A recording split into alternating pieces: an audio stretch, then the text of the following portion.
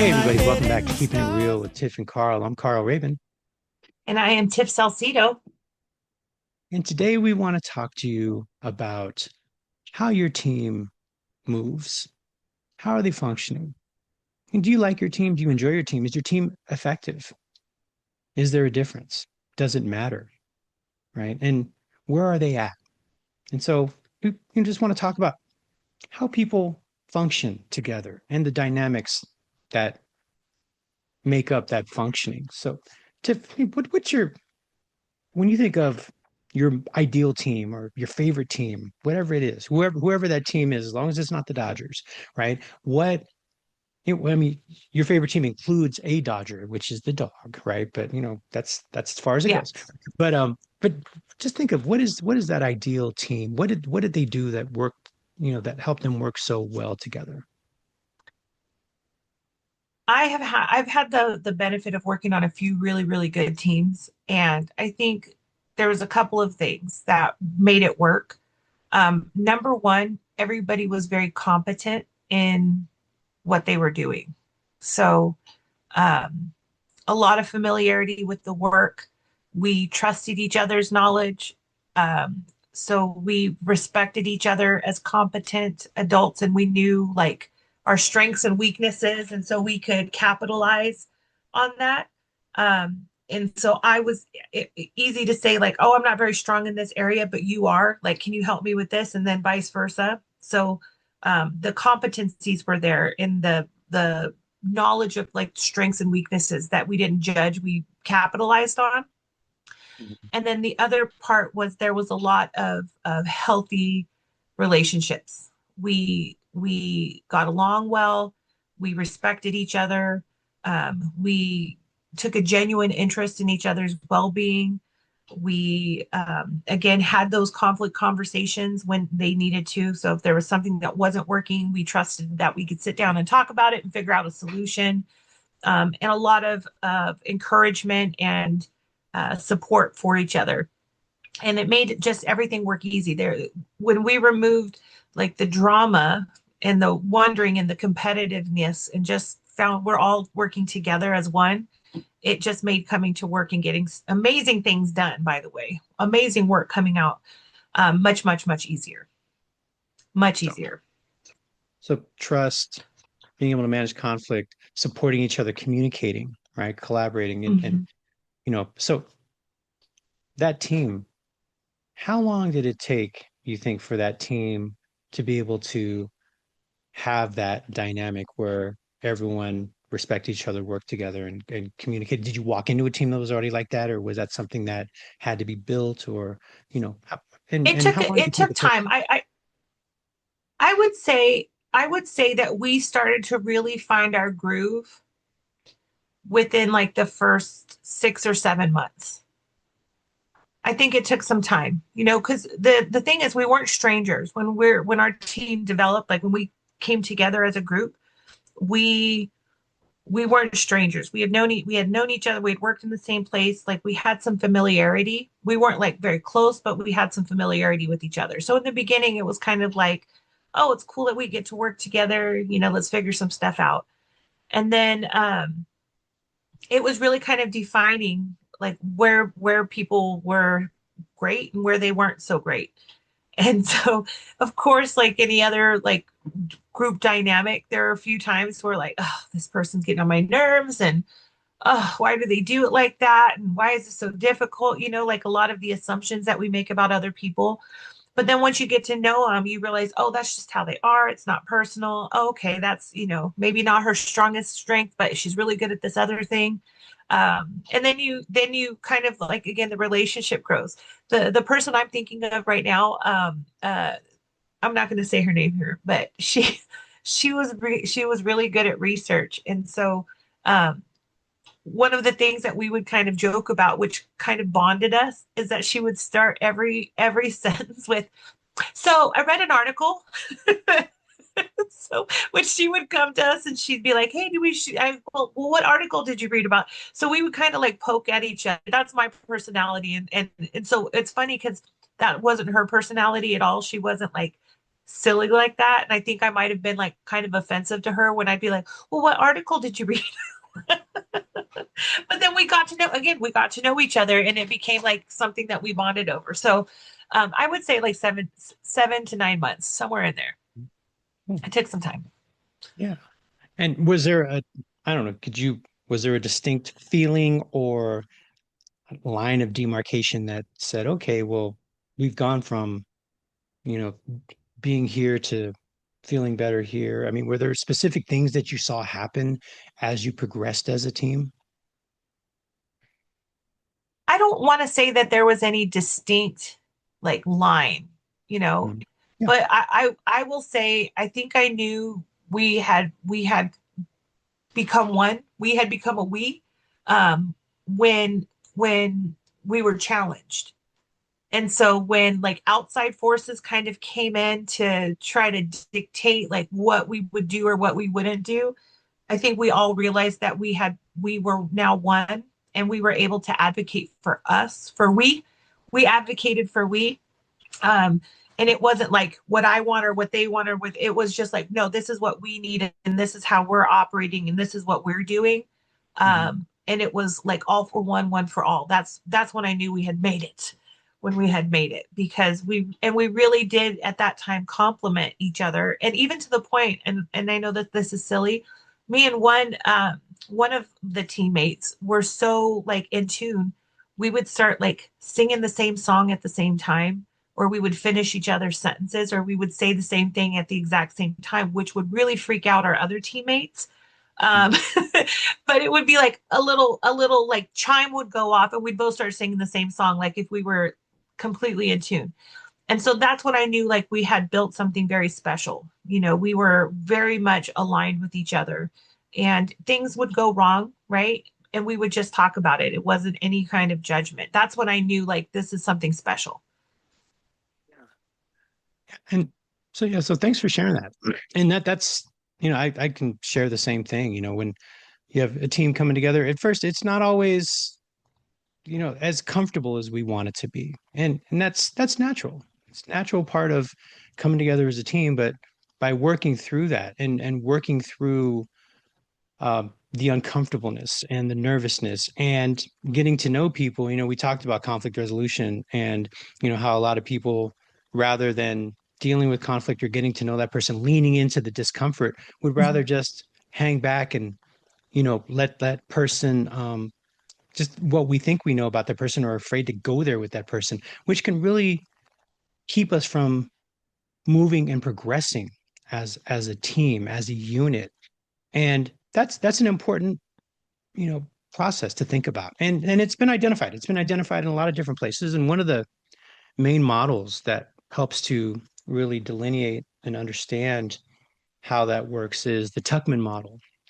And if you've if you don't think you've ever heard of the Tuckman model, you've probably heard of the model of forming, storming, norming, and performing, right? And that's was created by Tuckman in the 70s. And so that's really the model that we're going to talk about today, right? And just look at what are the different components of that model of team development that teams generally go through and how to keep working through them. One of the great things about models is that sometimes when you're not quite sure where you are or why you're experiencing what you're experiencing, if there's been some well thought out models, you can say, okay, so I recognize this and I'm feeling like this is where we are, right? So with the Tuckman model, there's 4 stages, as I mentioned: the forming, storming, norming, and performing. And you start with the forming.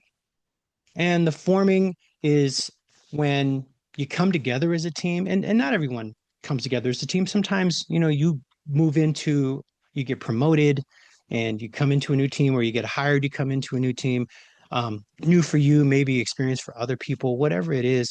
And then sometimes you're in a project team where everyone's coming together and getting to know each other. Or, team dynamics can affect if you're an experienced team and you have a new supervisor, or if you're the new supervisor and you have to change the dynamic. There's so many different variables when it comes to that. But that first idea of forming is it's when it's polite, right? It's polite and unproductive. People are getting to know each other. You're nice to each other. We're having nice conversations, but it's not really, it's kind of surface level where we're just getting to know each other and not Right. going there with folks. And then Can I give you a quick example of where I see forming? And I just want to give people the parallel here. I want you to absolutely. think of shows like Survivor and The Real World and The Challenge, depending on what generation you are, or Big Brother. If you think about like those shows where like those dynamics of where people are competing for whatever, you see forming in like the first few episodes. This is where people are all coming in, everybody's nice to each other, they're laughing, they're enjoying each other's company. They're still trying to Dancing at the figure things club out. together, right? Yeah, and all that. Yeah. Exactly. They're, Yeah. they're not politicking yet. They're not forming alliances yet. It's really just the forming is the everybody's kind of I call it like first behavior. Everybody's on their best behavior, and they're just uncertain and trying to find out the who and the what's what. But they're just a group of people. They're not a team yet. They're just a group of people who are trying to figure out like where they stand and what's expected of them. And so this is like that really, again, like you said, polite, but really curious because I don't know what I don't know yet and I'm trying to figure it out. So I think of it like the first day of work too. You come in and you're like, I just got this new job or I'm on this new team. I don't know who's who or what's what yet, but I'm going to be super nice because I'm really excited about this opportunity. And That's it. I wanted to just throw that in there. no, it's great. And for people in our generation, it's in the title when people stop being polite and start getting real, right? So Well, that's that's storming, but that's that's storming. storming. Yeah. Yeah. we're getting there. Absolutely. So the forming is we're coming together as a team, we're getting to know each other, we're understanding, who people are, just like I said on that surface level. And then we move into a period of less productivity or where things aren't necessarily working the way we want them to. We have an idea of what the goals are in the forming stage, the leader setting the goals, setting the example, setting, okay, folks, we want to do this. This is the goal. This is where we want to be. This is our expectations. And so then we go out to try to work through them together as a team. And the more that we work together as a team, the more we get to know each other. And the more we get to know each other, the more challenging it is for us with different personalities and different ways of working together and different work styles and communication styles to mesh and connect. And that's when we get into the storming phase. I heard somebody say storming is when you know enough about somebody or something to be dangerous, right? Where we may not necessarily always see eye to eye, and we may have never had to necessarily connect eye to eye before. And then when we do Mhm. have to work together, ooh, I didn't know you were like that. I didn't know you preferred that. That's not how I like to do things. And so, there's those different conflict styles that we talked about in the last episode. People can be competing, they can want to collaborate, they can, be accommodating, compromising, or they can just be avoiding. And when people are avoiding, things don't get talked about. When people are competing, one person dominates the conversation or the actions, right? Collaborating, you have to have someone to collaborate with. Accommodating, if you always are giving in, people would just, oh, Carl, let me have that. Don't worry. I don't even need to talk to him. And then you don't get respected, right? And so that's really a hard thing with storming. And the leader really is still involved here. I mean, that first area, it's almost like, when we talk about situational leadership, it really, the onus is on the leader setting the tone, setting the instructions, where we're going. But in this process, it's just as involved. It's just different. It's not necessarily our goals and our tasks and our functions and the ideas, our parameters, our boundaries. It really is the personality piece of it, right? Managing personalities, listening to people, coaching, right? A lot of people call this, not just the storming phase, but the coaching phase, where we're listening and trying to understand each other and respect each other and hear each other so that we have a better understanding of how people are working in the dynamics. And we can't just treat everyone the same, and different people have different needs. And how do we attempt to meet those needs in a way that help people to work better together?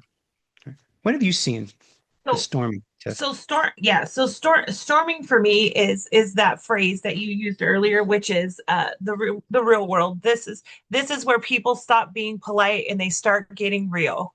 And if the forming phase is like first date, then I'm going to say storming is like the fifth date, where instead of coming dressed up with cologne on, that you in sweatpants with barbecue sauce on your shirt because you feel comfortable now, right? Your true colors and your real personality start to come out. So in that forming phase, like one of the most fundamental duties of the leader is to set boundaries, and expectations. And this is where people really start to challenge them. So they start to see like how far can I go? What is socially acceptable? What can I get away with? What is not going to fly? And it really starts to get frustrating for people because now they feel comfortable to disagree and again kind of test the boundaries. What they haven't developed yet is the ability to do it in a healthy way, right? Because this is where, if we were again watching the shows, people start to have conflict and they start to form alliances, and this is where the politicking starts happening, and the other other stuff starts happening. I won't say it here, but this is where we really start to see people find their cliques and who they fit in with at the expense of letting kind of shutting other people out. So, when I used to do training, we would go through this all of the time: forming, storming, norming, and then performing, and they would graduate. But um, in the beginning, when everybody's like being all nice, nice, I used to always say, "There's going to be an incident at some point. There's going to be an incident, and the dam is going to break." And all hell's going to break loose in here, and there's going to be a lot of drama, and there's always an incident, always. I can't, again, I'm keeping it anonymous. I'm not keeping it real. I'm gonna keep it real anonymous. But I had one where somebody was like clipping toenails and a toenail hit another employee.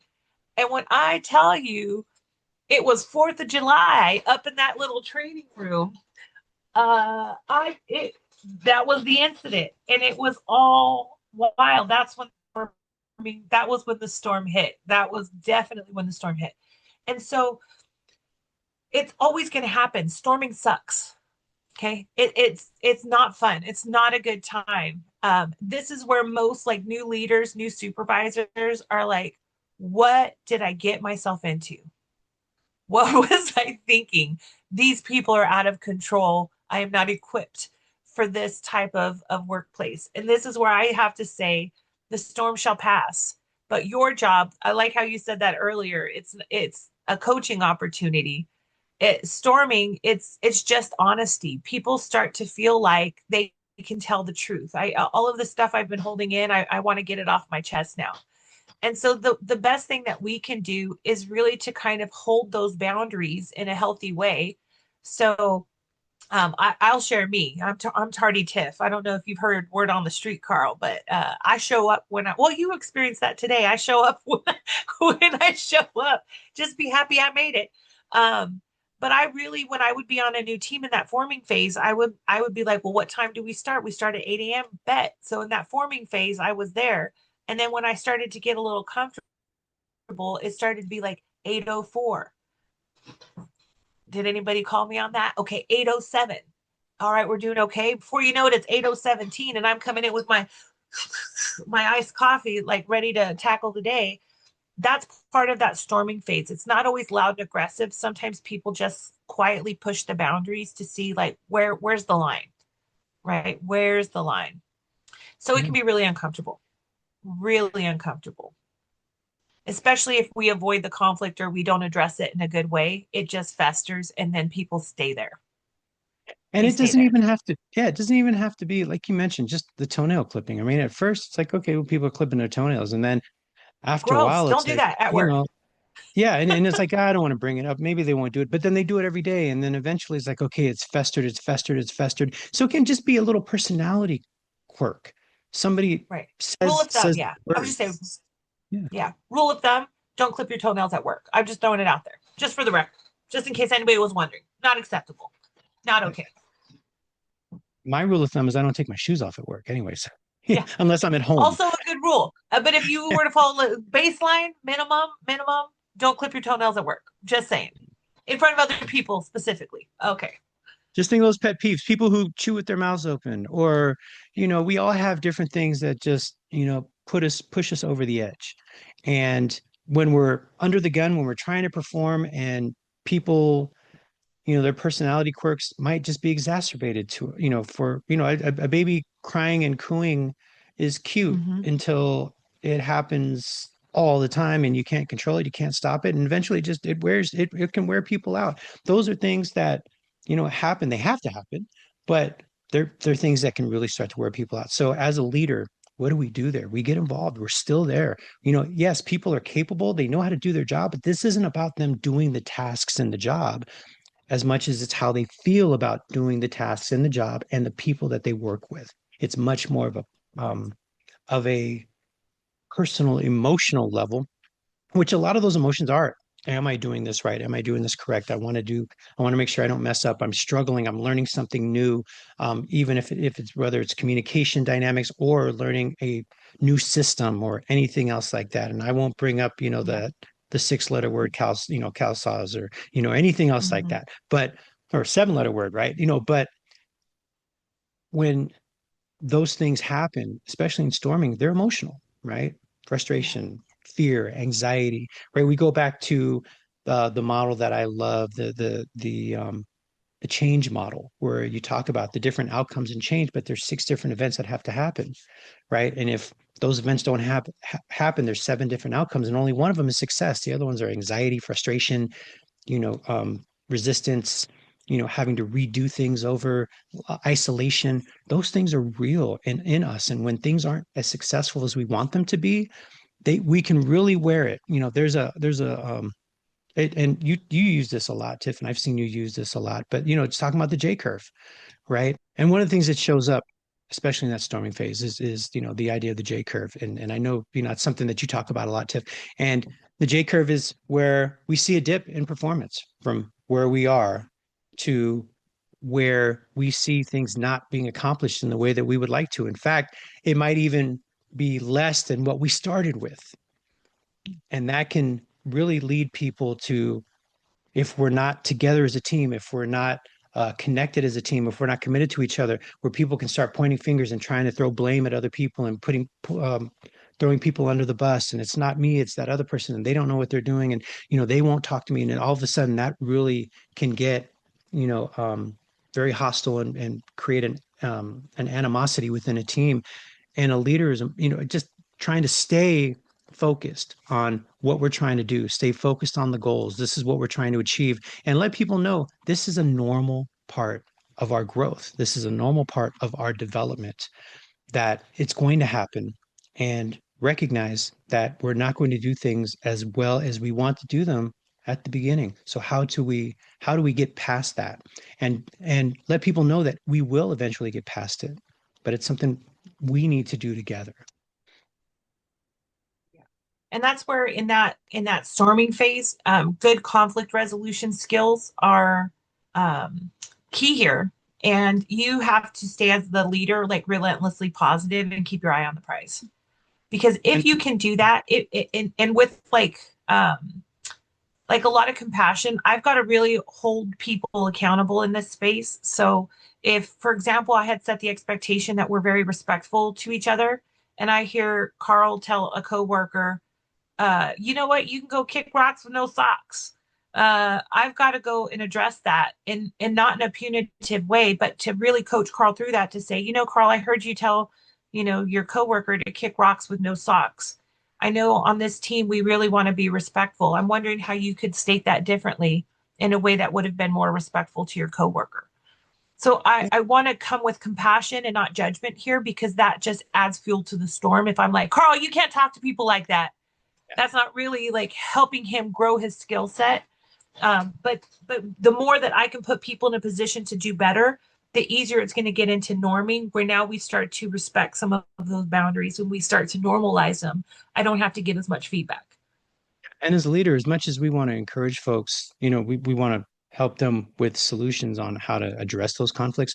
If we can provide solutions, but at the same time make sure that that person is attempting to solve that problem with that other worker on their own, that can really make a difference. Otherwise, we start creating what we've talked about in recent episodes about learned helplessness, right? I'm always going to come to Yeah. Carl because I have an issue with Tiff and I don't know what to say to her. I don't want to talk to her. And Carl, can you manage this? Or I don't know. So, you know, recognizing that as a leader, conflict very often means that you've gone from storming or from forming to storming. When conflict starts Hmm. arising, then you're out of the forming phase. It's not being about polite anymore. It's about being real. How do we support people through that? And a lot of times, supporting people through that is having them learn the skills to resolve those things on their own. Because if they can't and they always come to us, more often than not, you can't get out of the storming phase or get to Hmm. the level of productivity that you want in norming and then performing. So, going to Yeah. norming, when we get through the storming phase, which can take, you said it took you 7 months to get to that place where we were, with your team, where we were pretty good with each other and we could connect with each other. And that's awesome, but, and there's, you can feel those things that are happening. People trust each other. They can come talk to each other. They can address those things that need to be addressed. They can work better together. They can listen and hear each other more effectively. And they get into norming where solutions are team generated rather than I'm just running my own program, right? Communication is upheld. The expectations are honored and people want to honor them and will work towards honoring them without having to worry about you as the leader telling them you need to do this, you need to do that. You can delegate more responsibility. You can allow them to be the people that are driving the program. And then we are really encouraging and monitoring performance, right? We can actually go from the coaching phase to more of the mentor phase where we can provide tips and help because they already have the capacity, but they just need to tweak things a little bit, or maybe they haven't attempted to do things in a specific way. Right. So where have you seen that happen, Tiff? Hmm. Norming happens almost all of the time. It's like all of a sudden, people find their groove, like the drama kind of settles down, and then we've like kind of figured out what our processes are and who the people are. We start to trust each other a little bit more. We start to rely on each other a bit more, and it doesn't feel so like defensive, right? Because in that storming phase, everybody's kind of like fighting for their own needs, and here we start to. This is where like the from me to we starts to develop. When I say like in norming, you're a group of people like trying to figure things out.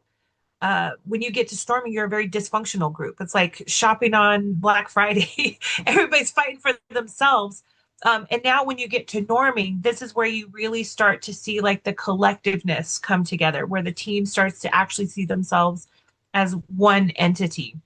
And there's some identity in that team. Like you belong to that team. You're not just a person with another group of people. You see that collectiveness. And so we start to respect norms a little bit more instead of arguing with them. So, for example, if you, Carl, were like a person who likes to come in the morning and you're like, good morning, good morning, good morning, and you say good morning to everybody, that may have really annoyed me in the beginning because I'm not a morning person and I don't want you to come be all up in my face till like 10 o'clock. By the norming phase, even though your preference is to go and be all bright and sunshiny in the morning, you respect that I'm not. And so you let me come to you when I'm ready to come say good morning and you don't take it personal. That's part of like that norming phase is that maybe I don't agree with or understand why that person is the way that they are, but it's just how they are and I can work with it. And so I can that's where I recognize think the that. norming is. Yeah. Yeah, I can recognize what's different and I can honor that. Right. It's not Yeah. just, well, that's just how I Yeah. talk. I need to get used to it. That's being an individual. Being a team member means, okay, well, I'm sarcastic, but this person on my team, they're very literal. So sarcasm doesn't work with them. And it's not something to tease them about or think any less of them. It's just their personality style. So how do I reach to them where I can say, hey, Tiff, you're late, or yeah, you suck, and the other person, hey, good morning, how are you? When we learn how to flex and recognize that it's not just about us, it's about everybody on the team, that really, like you said, it goes from the me to we.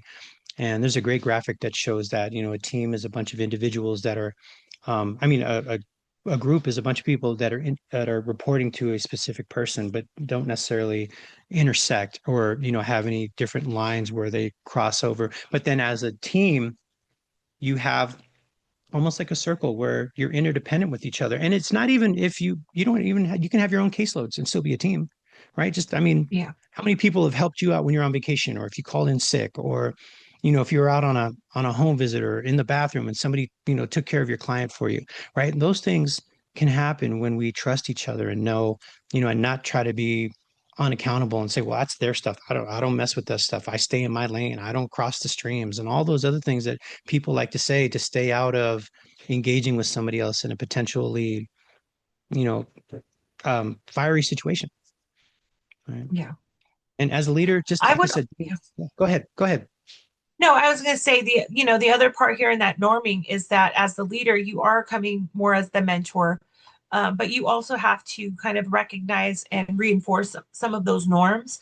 Um, this is where the productivity for the first time starts to increase. People again are feeling more confident in their roles. They're feeling more confident in their like where they fit in on the team. So there's like so much less time spent on like the interpersonal dynamics and Yeah. more focus on like the outcomes.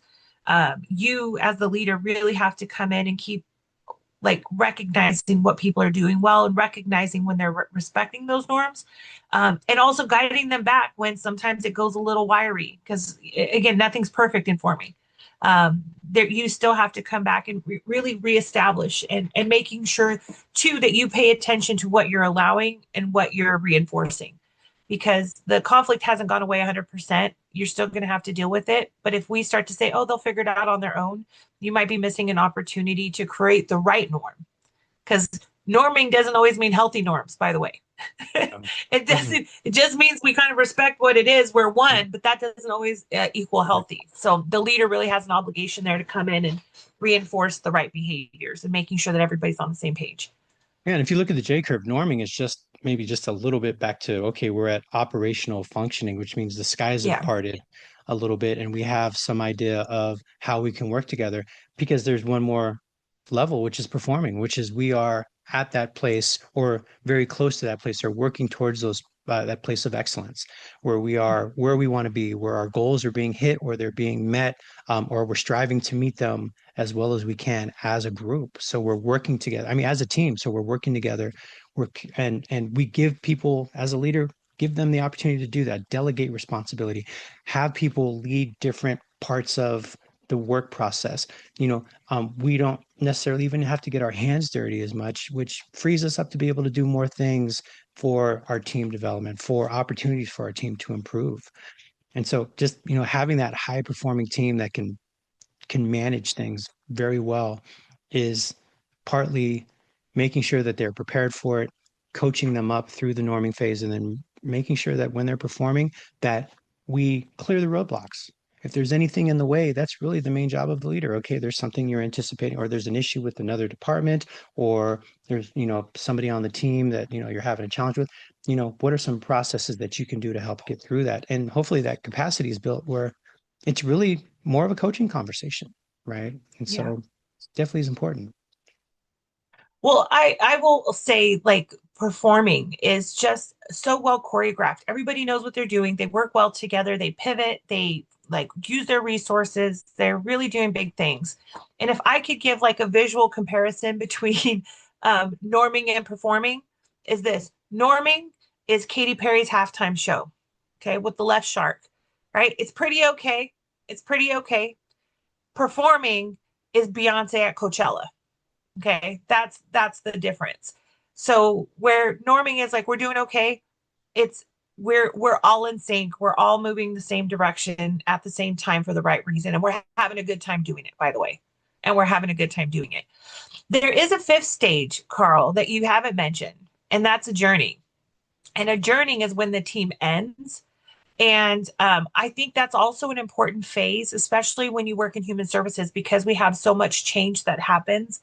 Adjourning is like it's the bittersweet moment where your participation in one team ends and you move into something else.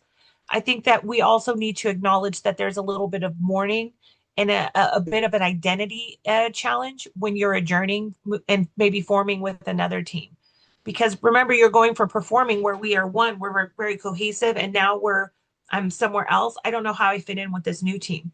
And so a lot of people will go, a lot of people will like maybe get promoted. They're on a new team and they will still go back to their old team on breaks and lunches because that's who Yep. they still identify with. Yep. So I just want to acknowledge that there's that adjournment period as well. And it kind of goes along with forming where you're letting go of your old team status and you're kind of leaning into the new one. And I just want you all to know that it comes with a little bit of emotion and that's normal and it's okay. And also some of the emotion might just be accomplishment, and now we're going into something else Right. where we're not as accomplished, right? So you can even be on the same team and go through the adjourning phase if you've finished a project together. Or Right.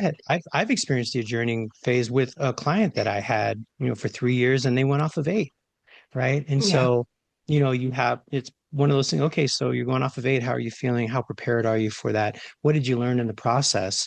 And what are some things that are takeaways that will help you get through the next phase, right? And that might be hard because you might have that client that still wants to connect with you and lean on you. And hey, Carl, I'm doing this, but I've had people call me when they've gone off of 8. Hey, I just wanted to reach out and just, I'm having this problem. Can you do me this? Or just even after a class, how many people, Tiff, will send you emails? Hey, Tiff, that was a great class and I learned a lot, but I had a question about this, and whether it's worth working with a client or a project or a Yeah. model that you shared. So a lot of times the adjourning phase is not necessarily even when you are physically moving, but just the idea of this is closing and how do I feel about it, especially when I'm going into something else. So, yeah. And the challenge is that we go through all these phases and we can be at performing, and it's depending on new leaders, new staff members, somebody retiring that was there for 30 years and we're bringing in somebody new. It can change the team dynamic if we're not careful and if we're not on top of it, where it's very easy to go from performing to storming again, right? And Hmm. or performing to norming or norming to storming. So those are things where it's important, rather, hey, I got a great team, let me rest on my laurels. I got a great team. How did we get there? And what can I do to help sustain that? So it's really an important piece. So you got any hot tips for helping to sustain that, Tiff? Well, I got a few hot tips for all of it. Let's So get it. here's my first, yeah, my first little hot tip is like know where your team is at. And you can go through these phases over and over again. It's very predictable behaviors. And so anytime something changes, whether it be personnel, it be policy, it be something developmental, just know you always go back to norming and you've got to go through each of these phases. They build on each other. So when things are not working well, sometimes it's great to just acknowledge like where you might be. The second thing is that once you've identified what step you're in, really try to match your leadership style to whatever stage you're in. So remember in that forming stage where people are trying to figure things out, this is where you really have to come in as a teacher and focus on clarity. Like, here's how we operate. Here's what I'm looking for. Here, like the rules, the house rules, so that everybody kind of knows where they stand. And then when you get into storming, remember your role has to shift really into the coach and be able to facilitate some of that conflict and hold those boundaries. And then again, you get into norming, reinforce those norms, continue to grow people. And when you get into that performing stage, this is where you can't just rest on your laurels. You've got to really protect your team and make sure you remove any barriers that they may have to doing their best work. So your role changes and you have to change with it. Otherwise, you get stuck. So different stages are going to require a different leader, and you just have to be flexible. That's The right. That last situation. hot tip. Yeah, exactly. The last hot tip I have for you is get comfortable with the storming.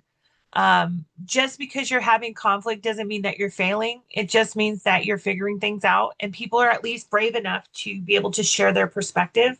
So try to focus on what your goal is, and have those conversations to talk through what's getting in the way, to really kind of find those solutions that are going to get people into norming. So don't shy away from the conflict. The storm is what builds a high performing team. You can't have a high performing team until they've gone through the storming. And so if your team has no conflict, I just want to let you know they're probably not telling the truth. If there's no conflict, they just don't trust each other enough to address it, and that's not healthy either. So we really want to create the environments where people can show up as themselves and share the best parts of themselves and the worst parts of themselves, and we find what works for us. You know, and in the storming phase, I mean, just remember the things that we've talked about. And if you're looking for things to help you with, managing, the grippy model that talks about expectations for your team and the roles, situational leadership that Tiff's talking about, being able to flex your style in those different areas.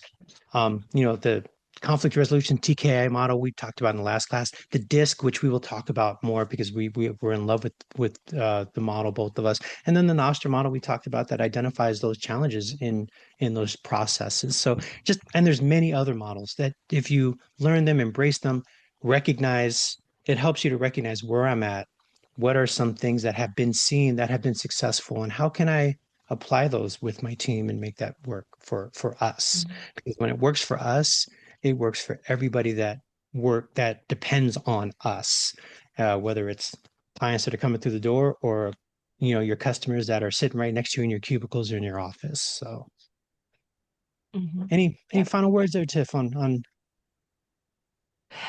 Just Tuckman? one of my favorite phrases with these is that you can't go through it, you got to grow through it. And Right, just one stage at a time, one stage at a time.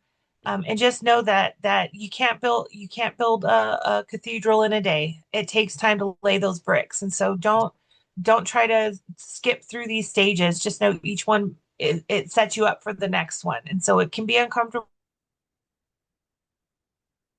Get to that high performing team, cherish it.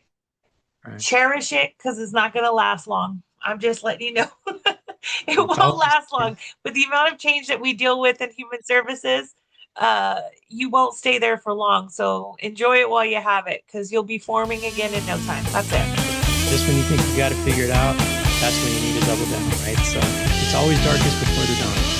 And so thanks everyone for being with us, and we'll see you next time. Until then, I'm Carl. I'm Tiff. Let's keep it real. Let's keep it real.